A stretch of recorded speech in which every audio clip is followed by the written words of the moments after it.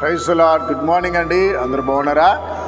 నిన్న దినాన దేవుని మందిరానికి వెళ్ళి కుటుంబ సమేతంగా దేవుడిని ఆరాధించారా? నా దేవుడు తప్పక మిమ్మల్ని మీ కుటుంబాన్ని నా యేసయ్య ఆశీర్వదించిన గాక. రండి కలిసి దేవుని వాగ్దానం చూద్దాం. విలాప వాక్యము 3వ అధ్యాయము 13వ వచనము. హృదయపూర్వకంగా ఆయన నరులకు విచారణను బాధను కలిగి చేయడు. ఉద్దేశపూర్వకంగా యేసయ్య ఎవరిని కూడా బాధ కలిగించాడండి. ఉద్దేశపూర్వకంగా ఎవరిని కూడా బాధ పెట్టాడు యేసయ్య.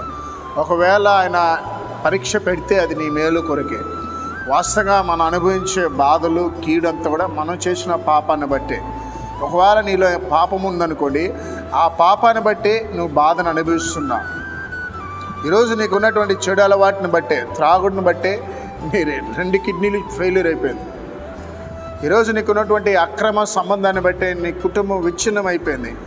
నీలో మనశ్శాంతి లేకుండా అయిపోయింది. నీవు పిల్లలు ఒక చోట, నువ్వు ఒక చోట, కుటుంబం ఒక చోట విచ్ఛిన్నం కావడానికి నీ పాపమే కారణం.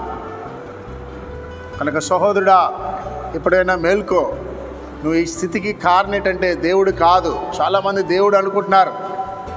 దేవుడు హృదయపూర్వకంగా ఎవరికి బాధ కలిగించాడు. ఆయన కీడు చేసే దేవుడు కాదు, కానీ మేలు చేస్తాడు.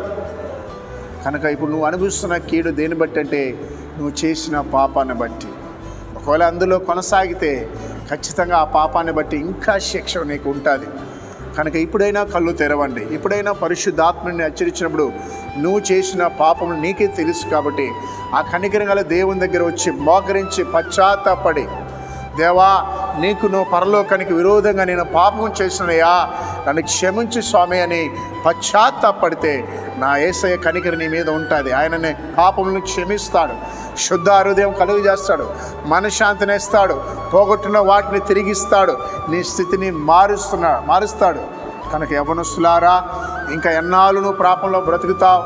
ఇంకా ఎన్నాళ్ళు సాతాను బానిసత్వంలో జీవిస్తావు? ఇదే తగిన సమయము. ఈరోజే తీర్మానం చేసుకో. ఈరోజు నీ మనసు ప్రభు వైపు తిరుగు. ఇదిగో ఈరోజు నీ హృదయంలోనికి ఆయన చోటు ఇవ్వండి. మిమ్మల్ని, మీ కుటుంబాన్ని నా దేవుడు ఆశీర్వదించుగాక. ప్రార్థించేద్దాం.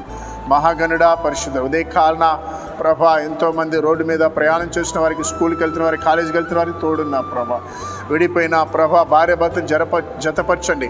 ఎంతోమంది తల్లిదండ్రులకి నా ప్రభా అయా వృద్ధాప్యంలో దిక్కు లేకుండా ఉన్నారు, వారికి సహాయం చేయండి నా ప్రభా.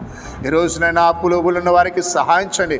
మానసిక రోగంతో ఉన్న వారికి కృప చూపించిన, నన్ను బలపరిచిన తండ్రి. కుటుంబాల నెమ్మది లేని వారికి నెమ్మదిని దయచేయండి నా ప్రభా. అపవాది శోధనలు ఎవరైతే చిక్కున్నారో వారికి విడుదల దయచేయ్యా. అయా దురాత్మ శక్తుల చేత పీడించబడుతున్న వారికి విడుదల దయచేయమని యేసు నామములో ప్రార్థిస్తున్నాం తండ్రి. ఆమేన్.